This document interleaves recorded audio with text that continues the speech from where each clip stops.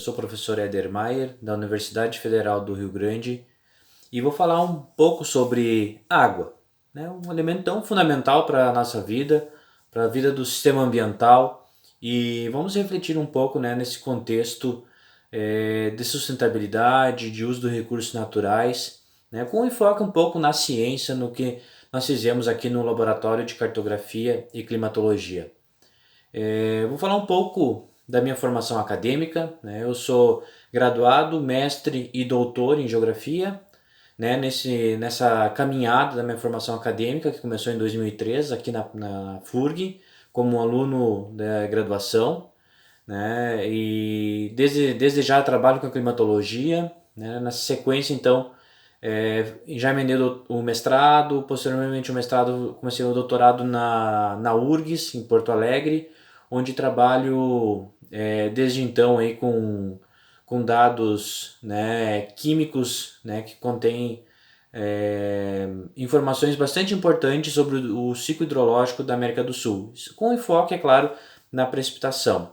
E aqui na universidade, como docente, eu trabalho com os dois cursos de graduação, licenciatura e bacharelado em Geografia, e também oriento mestrado, né, futuros mestres em Geografia aqui nessa instituição, né? E os projetos, trabalhos, resultados que eu vou falar para vocês, que eu vou mostrar para vocês, estão relacionados a dois projetos, né, que estão concluindo os seus mestrados. Eles foram os meus alunos lá na graduação, né, foram aprovados no mestrado, então a gente está aí trabalhando junto no mínimo 4 anos. Então isso vem se construindo, esse raciocínio, esses resultados há um tempo relativamente grande, né, visto a dinâmica hoje da formação acadêmica. Então quero convidá-los a participar, né, de uma palestra que vai seguir alguns eixos temáticos entre contextualização, vou falar um pouco sobre a água, sobre a importância da distribuição da água com a precipitação, e depois eu vou falar de dois projetos, né? Um deles é a construção de um pluviômetro automático, né, que coleta e preserva amostras da precipitação. A ideia é implementar eles numa rede, né, numa escala continental, né, abrangendo aí Brasil, Paraguai, Bolívia, Argentina, né? Então é uma escala relativamente pequena, numa escala cartográfica, né, mas uma extensão territorial bastante grande. E também vamos falar de um projeto mais teórico, estatístico, que é a distribuição, né, a variabilidade da distribuição da precipitação no Brasil.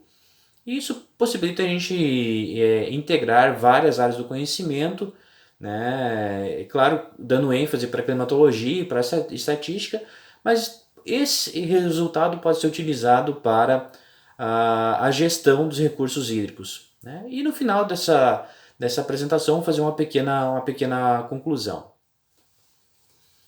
Água, um assunto cotidiano para nós, né? Um elemento da natureza que faz parte do nosso dia a dia. Basta a gente abrir a torneira da nossa cozinha, do nosso banheiro, tomar um banho, comprar uma água para se refrescar, né? Mas existe uma complexidade por trás, né, de uma ciência que estuda a água. Inicialmente, a nível molecular, né, a gente diz que a água é H2O. Isso, uma criança do ensino médio já aprende, já consegue reproduzir esse conhecimento científico, né? E o hidrogênio, o elemento químico mais abundante na natureza, né? E a massa atômica dele, né, é 1, em média, né? Mas como é uma média, nós temos massa atômica maior e menor. Da mesma forma, isso ocorre com o oxigênio, que é essencial para a nossa vida, né? Para a nossa respiração, para a própria composição da molécula de água. E tem uma massa atômica 16, em média, mas também tem valores maiores e menores. E é essa a massa atômica, né, que possibilita a gente identificar, por exemplo, os deutérios de hidrogênio e os oxigênios, como por exemplo de massa atômica 18, que vão revelar algumas informações do sistema ambiental, né? Claro que existe distinção entre aquelas amostras coletadas lá na Antártica dessas que são coletadas em ambientes tropicais e subtropicais. Essas que estão mais próximas da gente, como por exemplo as latitudes tropicais, elas estão relacionadas, né, ao ciclo hidrológico, né? Em outras palavras, a composição da massa atômica que está contida na molécula de água pode nos revelar informações sobre o ciclo hidrológico.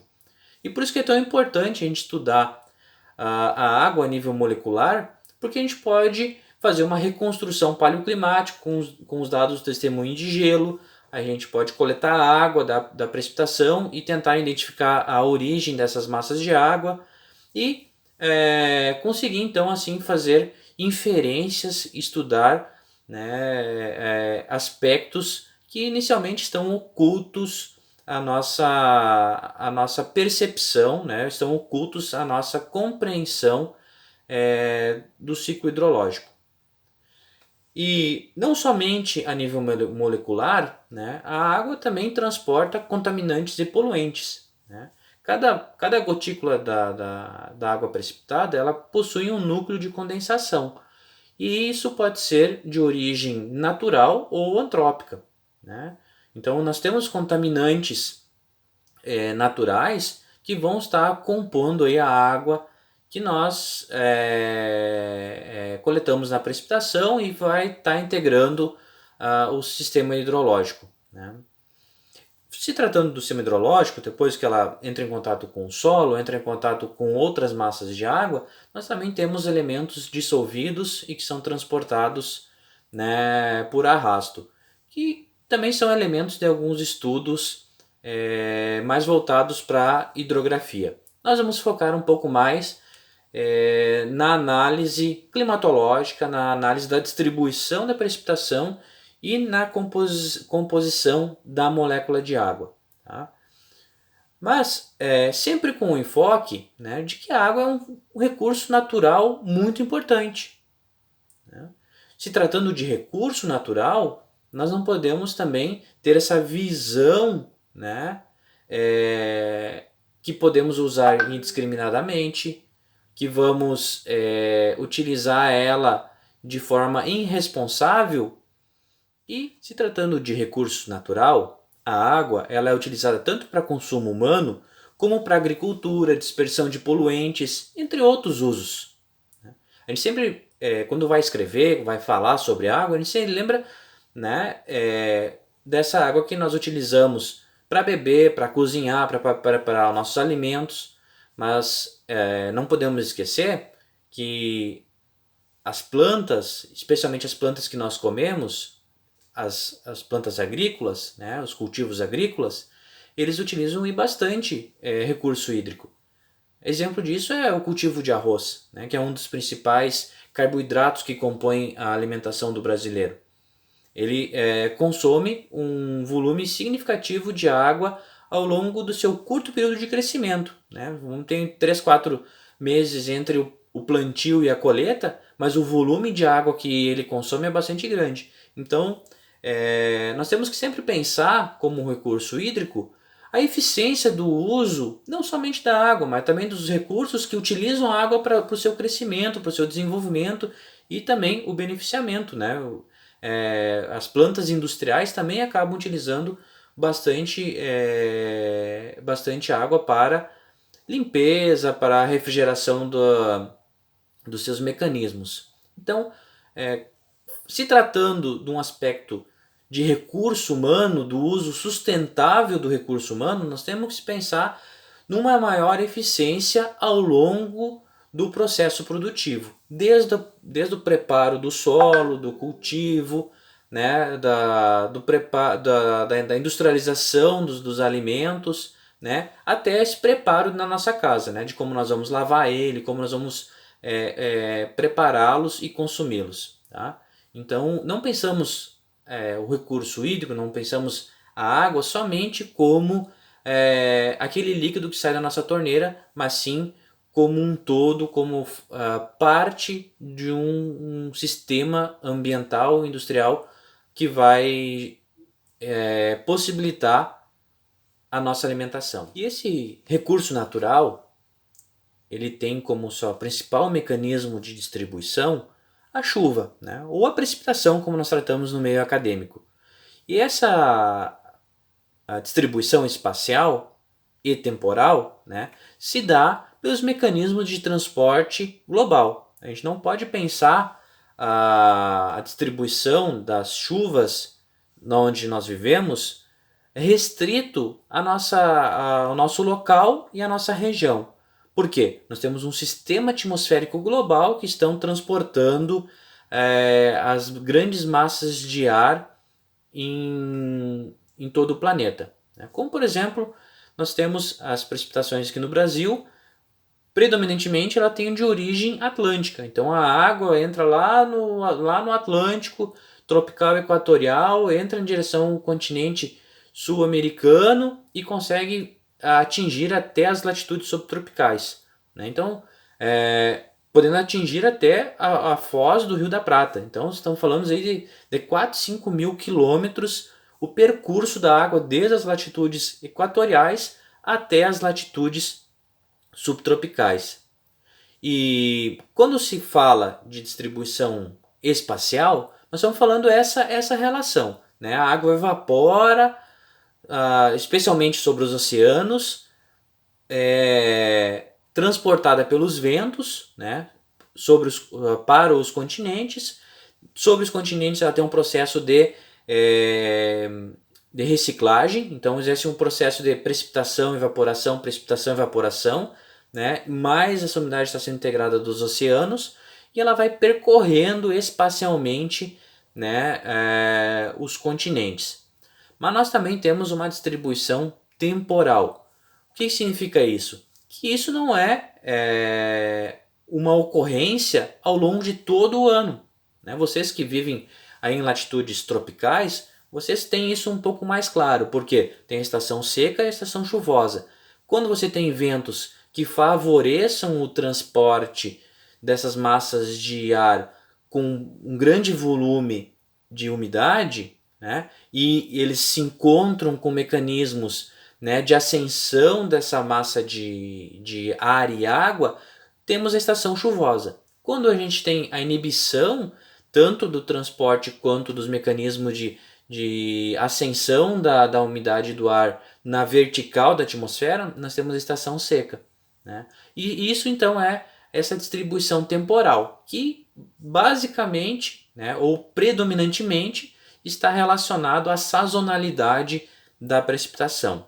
Nós aqui no sul do Brasil nós temos uma distribuição mais homogênea, chove todo ano, porém nós temos uma influência, né, de fenômenos remotos, como por exemplo o El Niño e Laninha conseguem influenciar a precipitação aqui no sul do Brasil. Então a gente também não pode dizer que a distribuição temporal ela é homogênea, que todos os meses vai ocorrer a mesma taxa de precipitação.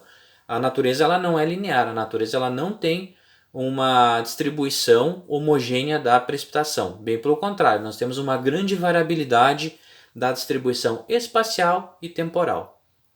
Um exemplo disso são as regiões semiáridas do Brasil. O sertão nordestino, por exemplo, recebe 500, 600 milímetros de chuva ao ano.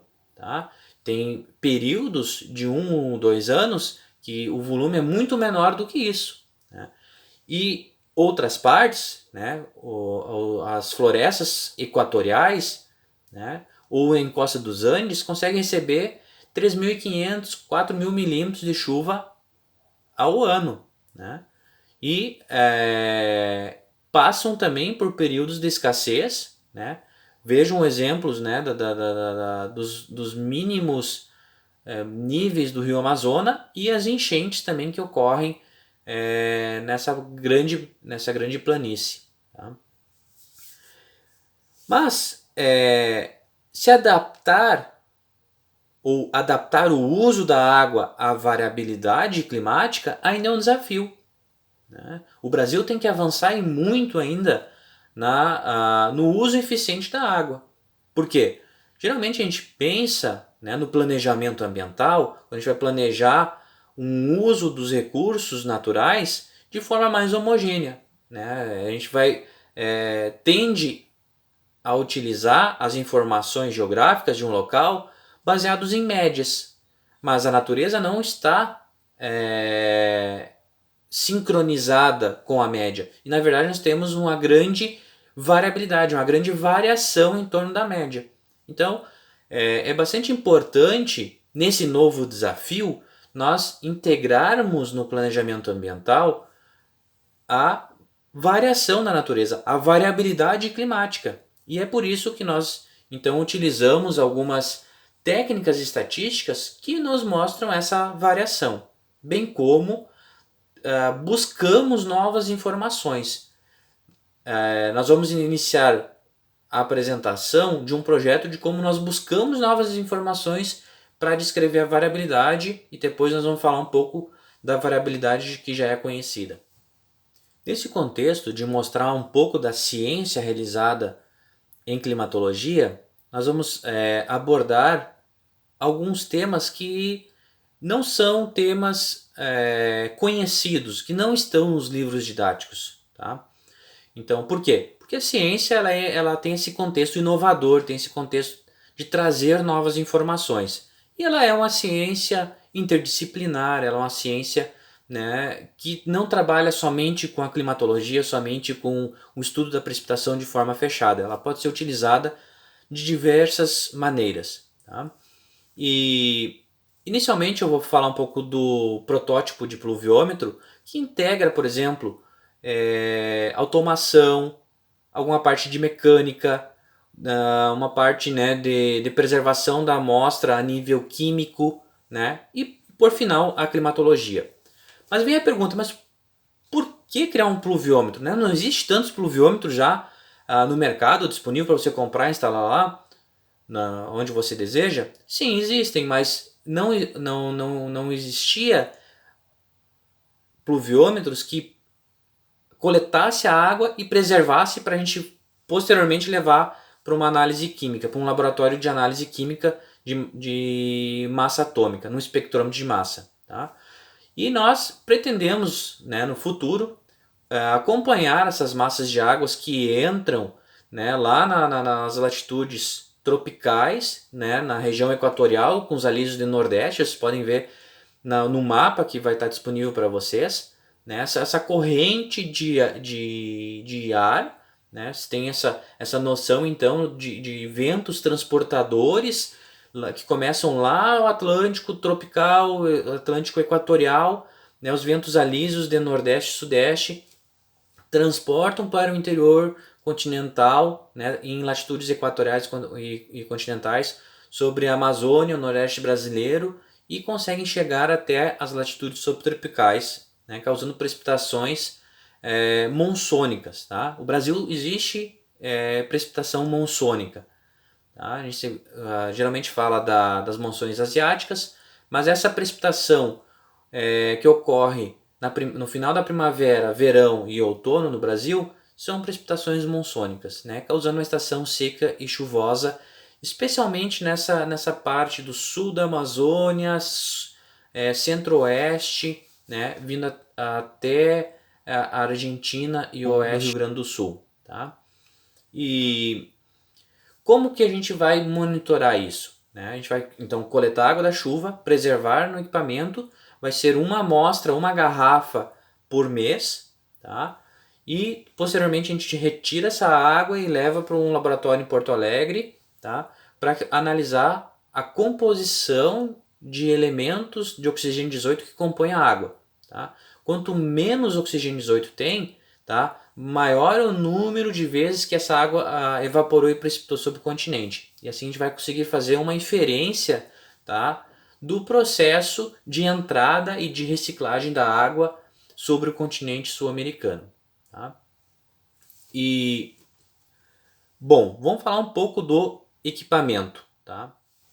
Falando um pouco sobre o pluviômetro, falando um pouco sobre o equipamento que a gente idealizou, fez um protótipo, construiu e instalamos já 6 equipamentos na América do Sul, tá? Ele tem na sua gênese, tá, o compromisso ou a ideia, tá, de ser leve, de ser barato, de usar plataformas gratuitas como o Arduino, tá, para que a gente possa fazer a reprodução de um número relativamente grande de forma sistemática, de forma que se precisar de uma manutenção lá em loco, lá na Amazônia, lá na Bolívia, a gente consiga fazer essa manutenção, tá? Então nós temos uma vista geral desse equipamento, nessa imagem que vocês podem ver aqui no vídeo, tá? E se a gente for fazer uma análise, né, de cima para baixo, nessa parte superior nós vamos ter o coletor, né? A água então vai entrar por esse coletor, a gente vai possibilitar a fazer o cálculo do diâmetro desse coletor, de acordo com os diferentes regimes de precipitação. Essa água vai passar por filtros, porque ela pode vir acompanhada de folhas, de sedimentos, né? Então a gente tem que tirar isso para não comprometer o funcionamento do nosso protótipo, tá? A água ela é conduzida pelo condutor que está ligado a um disco móvel que está conectada a um disco fixo nessa parte mais mediana do pluviômetro, tá? Depois na próxima imagem eu vou explicar um pouco mais como funciona a mobilidade do disco superior e inferior para fazer essa distribuição automática, tá? Então a água que entrou no coletor, seguiu na mangueira, se conecta a um frasco perante esses dois discos, passa por um sifão, né? Passa por um loop, onde essa água esse loop vai preservar a água que já foi coletada e vai estar armazenada num frasco que está apoiado na parte inferior de um cano, tá? Essa estrutura basicamente toda ela é de PVC, tá? Então material resistente, leve, térmico, que possibilita uma boa um manuseio, né, desse equipamento. Tá? E nós temos então dois mecanismos de preservação, tá? Um primeiro mecanismo é esse loop que eu falei para vocês, é esse sifão que vai fazer a preservação. Nós também temos um conjunto de esferas que ao final da coleta vai, com o giro do disco superior móvel, vai fazer a vedação. Tá? E como que opera esse sistema? Tá? O primeiro protótipo está funcionando com energia elétrica. Ele está próximo das pessoas, nós temos colaboradores e conseguimos rede elétrica para alimentar uma bateria, e essa bateria vai alimentar as placas, um microcontrolador, um motor de passo que vai fazer o funcionamento sobre uma cremalheira e girar o disco superior. Tá? Inicialmente nós também tínhamos pensado em sensores de temperatura, pressão, umidade, mas deu bastante conflito com as bibliotecas, houve um processo de oxidação desse equipamento e nós estamos simplificando e deixando mais objetivo o nosso projeto, que é coletar e armazenar amostras de água. Tá? Nessa segunda imagem, vocês podem visualizar, mostra um pouco mais detalhada os discos. Tá? Então o disco superior ele é móvel e possui uma cremalheira, vai estar conectada a um motor de passo. E esse motor de passo, uma vez por mês, tá? No primeiro dia do mês, às 9 horas da manhã, ele vai gerar um giro, tá? Que vai conectar a um desses orifícios no disco inferior que é fixo e vai conectar a 12 diferentes frascos de armazenamento. Tá? Nós temos 13 acessos de água, tá? 12 coletam e um bota fora. Por quê? Todos os equipamentos eles funcionam sincronizados. Então a gente pode instalar eles, vamos dizer assim, a gente levou 10 dias instalando equipamentos. E nós programamos para o dia primeiro eles dar o primeiro passo. Tá? Então, ao longo desse período que nós estávamos instalando, a água estava indo fora no 13º furo. Quando a gente programou para fazer o primeiro giro, tá? Ele começa a coletar no primeiro frasco. E ao final dos 12 meses de funcionamento, ele volta para esse 13º furo e fica botando água fora, e assim não compromete a nossa coleta de amostras. Bom, E a nossa perspectiva futura de implementação desse pluviômetro, tá, é melhorar a automação dele, né? O que significa isso? Se a gente vai trabalhar em áreas remotas, onde não tem colaboradores que possam olhar para o equipamento e ver se está funcionando ou não, ou disponibilizar energia elétrica, nós queremos também implementar placas solares, analisar a autonomia das baterias, né, se o backup de 2 ou 3 baterias são suficientes, analisar a oxidação. Esse foi o nosso principal objetivo na instalação de 6 pluviômetros. Tá? Bom, mas esse é o principal objetivo. Nós também estamos coletando as amostras. Nós fizemos isso numa área menor da América do Sul. A gente não percorreu toda a América do Sul, das latitudes equatoriais até as latitudes subtropicais. Nós ficamos mais próximo aqui do sul do Brasil. Nós instalamos o primeiro equipamento em Uruguaiana, Corrientes, Assunção, Santa Rosa do Araguaí, Jardins e Corumbá, tá? Indo na sequência de sul para norte, abrangendo Brasil, Argentina e Paraguai. Tá? Mesmo que estão próximo da gente, foi uma viagem aí de ida e volta de 5.000 quilômetros e 10 dias de viagem. Tá? Mas foi um trabalho de campo bem interessante e que nos incentivou, que nos trouxe bastante motivação para continuar com esse projeto.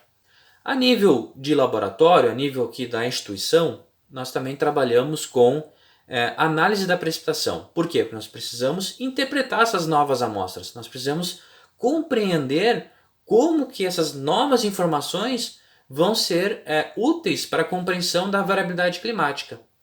E vocês podem visualizar nesse mapa que está disponível na apresentação que esses 6 pontos possuem diferentes regimes climáticos, uma variabilidade temporal sazonal na porção norte, tá? E uma distribuição mais homogênea ao longo dos 12 meses do ano, tá? Aqui no sul do Brasil, que mostra esses histogramas na parte esquerda da figura. Tá? Já na parte direita do nosso mapa, tá? Vocês podem observar uma série temporal entre 1900 e 2010. E vocês podem observar nessas barras pretas que é a informação da precipitação que é diferente da média, então que está associada à variabilidade. E essa variabilidade não é pequena, né? As anomalias, como nós chamamos, aquilo que é a diferença da média, pode duplicar ou triplicar os volumes mensais. Então, por exemplo, é esperado uma precipitação mensal de 100 milímetros, mas também pode ocorrer a precipitação de 300, 400 milímetros, como também pode ocorrer 0 milímetros de precipitação. Tá? É isso que nós falamos de variabilidade. Ela pode ser cíclica e ela pode ser aleatória. O que é uma variabilidade cíclica? A sazonalidade de uma variabilidade cíclica. Por exemplo, tu tem regrado, estação seca, estação chuvosa, seca e chuvosa. Né? Ou, por exemplo, o El Niño. Tu tem El Niño, Laninha. Né? El Niño, neutro, Laninha. El Niño, neutro, Laninha. Isso é cíclico ao longo do tempo. Mas nós também temos aquela variabilidade que não é muito bem compreendida, que são os fenômenos um pouco mais aleatório. Né? Talvez não apresentam uma ciclicidade tão rítmica como a sazonalidade ou a variabilidade ENSO. Bom, falando do outro projeto que eu falei para vocês lá no sumário, que é a análise da precipitação no Brasil entre 1920 a 2010, ele é um projeto um pouco mais teórico, tá? Que a gente utiliza estatística para compreender a variabilidade climática. Né? Nós vamos utilizar então funções ortogonais empíricas para compreender como que é a variação da precipitação em torno da média. Isso está mais associado ao planejamento ambiental. Lembrando que isso pode estar associado à produção de energia, por exemplo, das hidrelétricas, como que ocorre as variações das precipitações para mais e para menos da média e como que você vai estar utilizando o armazenamento de água para compensar essas variações na precipitação. Ou Por exemplo, utilizar uma semente adequada para um período mais chuvoso, um período mais seco, né? E fazer um planejamento agrícola. Ou fazer o planejamento urbano mais eficiente. Quando você vai estar projetando as quadras, as casas, né, a pavimentação, você não utilizar somente as informações do comportamento médio do clima, mas sim saber que você pode ter um volume maior do que esses valores médios, que pode ser 3, 4 vezes maior do que a média mensal. E aí o seu planejamento, a sua infraestrutura, ela tem que comportar essas variações climáticas. Tá? E então nós vamos estar vendo alguns modelos estatísticos que representam essa variação e que eles podem ser utilizados numa escala, né, na escala brasileira, né, do país como um todo, essa variação da precipitação. Se tratando de precipitação no Brasil, nós temos uma grande variação espacial. Né? Como eu já falei para vocês, nós temos desde o semiárido nordestino até a floresta amazônica, que possui uma amplitude de variação aí de 3.000 milímetros. Tá? Então, nesse contexto, né, de uma grande dimensão territorial, que nós vamos ter que utilizar ferramentas estatísticas para tirar aquelas informações redundantes e trabalhar com as informações mais importantes. Então, rodamos as EOFs, rodamos a análise das componentes principais e identificamos 5 componentes principais que explicam 38% da variância. Tá? Os demais campos analisados, eles representam então aquelas pequenas variações em volta da média. Para que nós podemos utilizar essas componentes principais? Como modelos espaciais de variações da precipitação. Então, quando você vai fazer o planejamento, você vai utilizar os dados médios, os dados padrões climatológicos, mas você também tem que compreender como que ocorrem essas variações. E para isso nós vamos mostrar 5 componentes principais. Tá? A primeira delas, né, vocês podem ver na imagem disponibilizada, eles são mapeados, né, possuem uma dimensão espacial com 2 fases, uma fase positiva e uma fase negativa. Tá? Por quê? Porque isso pode ocorrer uma inversão das anomalias da precipitação. A primeira imagem, a imagem A, ela mostra um excesso de precipitação no sudeste, nordeste, né, do Brasil e uma carência, né, uma anomalia negativa, uma precipitação abaixo da média no extremo oeste e no extremo sul do Brasil. Tá?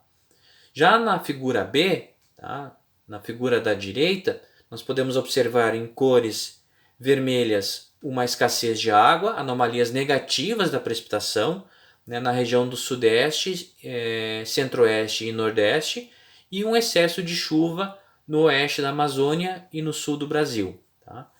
No gráfico abaixo dos mapas, nós podemos ver a ocorrência temporal desses modelos espaciais. Essas barras pretas, né, uma lógica binária 0 e 1, onde tem uma barra preta significa que ocorreu esse modelo espacial. Tá? E o gráfico representa uma variação entre 1920 a 2010. Então a gente pode observar como que essa anomalia da precipitação, como essa variação da precipitação ocorreu no espaço, nos mapas e no tempo, né, nesse gráfico que mostra uma variação binária entre 0 e 1. 1 ocorreu uma barrinha preta, 0 não ocorreu entre 1920 a 2010. Já os 2 gráficos inferiores, nós podemos observar a predominância da ocorrência desse padrão. A gente pode fazer a leitura do gráfico, que ele é um padrão das ACAS. Né? Então, que começa no final da primavera, aumenta a sua ocorrência no verão e diminui no outono. Então, predominantemente esse padrão espacial está associado às variações na zona de convergência. Tá? Já o segundo modelo espacial, a segunda componente principal, nós temos um modelo bi-espacial, que é uma variação entre o Brasil no hemisfério norte, então o extremo norte do Brasil e o sul do Brasil. Tá? E ele está associado a uma precipitação de inverno. Tá? Isso ocorre predominantemente com a variação da zecite entre o hemisfério sul e norte em latitudes equatoriais e com a variação dos sistemas frontais aqui no sul do Brasil. Tá? Já a terceira componente principal, tá? Ela tem uma faixa de anomalia nas latitudes equatoriais, tá? Predominantemente. Isso está associado à variação da zona de convergência intertropical, né? Que então tem o atraso, o adiantamento ou a intensificação, a desintensificação da zona de convergência intertropical. Você pode ver que esse padrão ocorre predominantemente nas estações de migração dessa zona de convergência intertropical do hemisfério sul para o hemisfério norte e vice-versa, que é a primavera e o outono. A quarta componente principal, ela tem uma dimensão espacial, né, entre o oeste da Amazônia e o sul e sudeste do Brasil. Tá? Isso é um padrão bastante conhecido, né, associado ao fenômeno ENSO, mas basicamente aos fenômenos fracos e moderados do ENSO. Tá? E ele ocorre ao longo de todo o ano. Tá? Então esse modelo de seca na Amazônia com a ocorrência de El Niño e chuva excessiva no sul do Brasil com o mesmo evento, El Niño, tá representado na figura B. Já ao contrário, né, como ocorre com a Laninha, ocorre seca no sul do Brasil e chuva excessiva na Amazônia, como representado no modelo A. Tá? Você pode ver que a ocorrência temporal dele está bastante associado aos eventos ENSO fracos e moderados. Tá? E na literatura você encontra bastante discussões sobre a influência ENSO. Tá? E o que nós trouxe de diferente, tá? Essa pesquisa, que as principais componentes, as principais variâncias da precipitação estão associadas às variações das ACAS, zecite, tá? E o fenômeno ENSO explica uma porcentagem da variância menor do que essa variação dos mecanismos de convergências já conhecidos. Isso é explicado de forma bastante simples, tá? Simples a explicação, tá? Que você tem uma maior ocorrência, né, mais frequente, tá, dos mecanismos atmosféricos, zecite e zaca. Né? Eles ocorrem basicamente, todos os anos, sazonalmente. Tá? E o El Niño e Laninha, eles possuem um intervalo maior, que pode variar de 3 a 7 anos. Tá? Então a variância está muito mais associada à maior frequência das zecite e zaca. Tá? E a última componente, a quinta componente, está bastante associada à circulação monsônica, que está representando secas e chuvas acima da média na porção oeste do Brasil. Tá? Que é essa circulação que nós já falamos no projeto anterior e agora, né, que é essa entrada de umidade lá do Atlântico pelo oeste, né, que abrange o oeste do Brasil e vem chegar até o sul do Brasil. Então, essa circulação monsônica também possui uma variação temporal e está bastante associada aos ciclos, tá, do Pacífico e do Atlântico. Tá? Nós estamos ainda trabalhando para compreender melhor essa variação ao longo do tempo. Você pode observar que no passado você teve uma ocorrência muito maior, né, de um padrão de chuvas excessiva na Amazônia e está tendo uma maior ocorrência nesse período mais próximo da gente de chuvas excessivas, de secas, tá? Então, isso pode estar caracterizando uma mudança climática ou é um ciclo, tá? Então, isso são ainda questões para ser respondidas nesse projeto. Por final, pessoal, queria enfatizar que a natureza ela não é linear, ela não responde linearmente às variações sazonais ou de forma cíclica e homogênea ao longo do espaço e do tempo. Tá? E nós, como planejadores, como profissionais que vamos utilizar recursos naturais, nós temos que compreender essas variações e integrar elas nas nossas análises. Tá? Para quê? Para ter um uso mais eficiente dos recursos naturais. Quando a gente aumenta a eficiência, a gente vai utilizar menos recurso, a gente vai conseguir preservar de forma mais efetiva a natureza. Tá? Então acho que sustentabilidade está muito a ver com a eficiência do nosso sistema produtivo, como nós estamos nos relacionando com a natureza, né? Que é essa famosa relação homem-natureza. Tá? Então, não podemos ter essa visão catastrófica também, né? Que ocorre de forma aleatória, que nós não conseguimos compreender. Não é também essa visão que nós devemos integrar no nosso planejamento. Nós temos que ter uma racionalidade, tá? de conseguir modelar, né? Fazer uma abstração dos principais modos, das principais variações da natureza, especialmente se tratando da água, do clima, tá? Para que nós vençamos ou conseguimos diminuir um grande desafio que nós temos, que é o desenvolvimento sustentável, que é utilizar os recursos naturais de forma muito mais eficientes. Tá?